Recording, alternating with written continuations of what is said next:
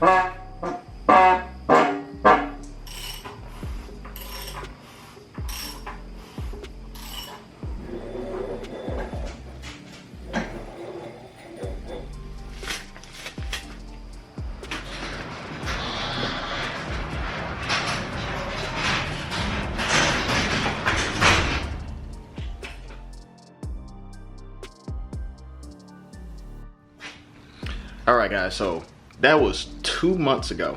Had to get me some Starbucks, white girling it up. It's not pumpkin spice, but close enough. Alright guys, in the last segment, you saw that I was pulling in a brand new engine. Well, not brand new, but new to me. I'm gonna go ahead and show you what type of engine that is if you couldn't tell. This is the new engine for my Foxbody. I wanna give a huge shout out to Ethan. Just a random guy in Arkansas, and he literally just gave me the hookup on pretty much everything from the engine block below. Now I am missing some few things, as you can see. I do have the timing cover, but I had to take that off because I do not have a cam. He took the cam out to put a bigger cam in it, and now he just decided not to do the project anymore. I just want to give a huge shout out to everybody that is helping me out with this build. I actually got the heads from Ford. A guy had left them there to replace them or to get them fixed, and he never fixed them, and he just told me I could have them. I got the intake, the lower and the upper, from an Explorer,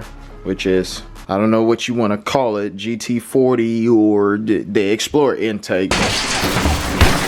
Go ahead, comment down below and start an argument. Anyway, I got this from Patrick, which is Horseplay Motoring, and I greatly appreciate it. I also got a bunch of parts in here. Head gaskets, EGR, the timing cover, mass airflow, harmonic balancer and crank, power steering, water pump pulley. I also got Ford Racing roller lifters, ARP head studs, ARP header bolt kit, Ford Racing spark plug wires, comp cam, double roller, timing chain. Also, I got a 7-quart oil pan, aluminum oil pan that was custom made for this exact motor. The block only has just under 130,000 miles on it, which is the roundabout for everything that's on this engine. Far as the V6 engine got 130,000 miles on it, the transmission also got 100,000 miles on it.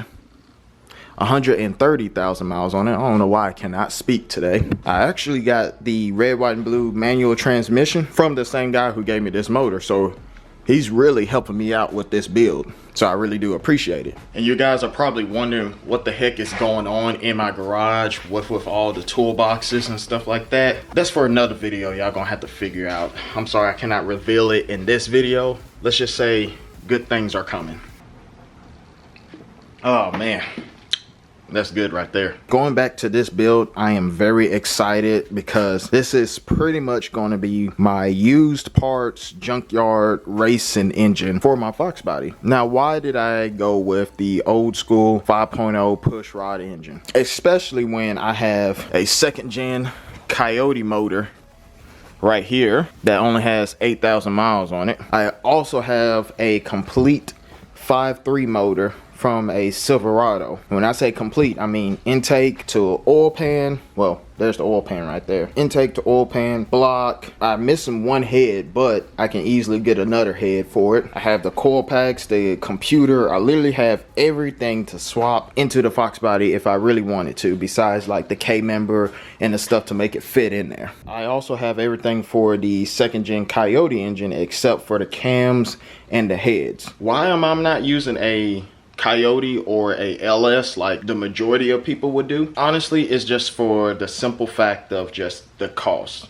and what I'm using it for. If the Foxbody was gonna be a show car, then yeah, most definitely I would have put a Coyote in it. Why I didn't put an LS in there? Simply because if I was to, it was just gonna be a straight up drag racing car. That's not what I want to do with this car. Now don't get me wrong, it would be cool, but I really don't want to just straight up put an LS in here. Another reason why I'm going with the 5.0 pushrod engine is because, I mean, it's relatively easy to get just the bottom end for it. If I already got racing heads, I already got the intake, and if something happens with the bottom end, I can literally just go to AutoZone, maybe pay $300 and get a brand new short block. Just that simple. And just swap everything over. Same thing that I did with this, except this engine was $3,600. So that's a little bit more pricey than this. Another thing, if I wanted to put the Coyote engine in here, I would have to change out literally every single thing that's in this engine bay. Pretty much what I did with this car, I would have to do with this car. And I really don't want to have to do that. If I put the pushrod 5.0 in there,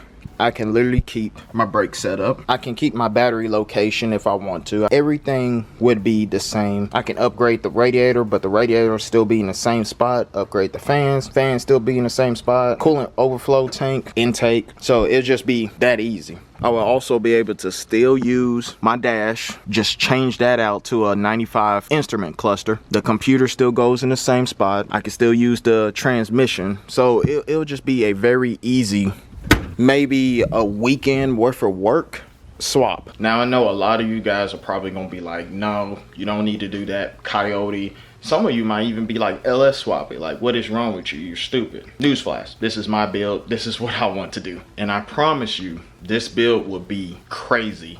If you just trust the process and believe in me, I know this build is going to be crazy. A lot of people didn't think this build was going to be this cool. Just trust me, all right? While you're at it, go ahead and check out this video. This pretty much do the whole breakdown for the Foxbody, the drift car. I'll see you guys in the next video. Thank you for watching.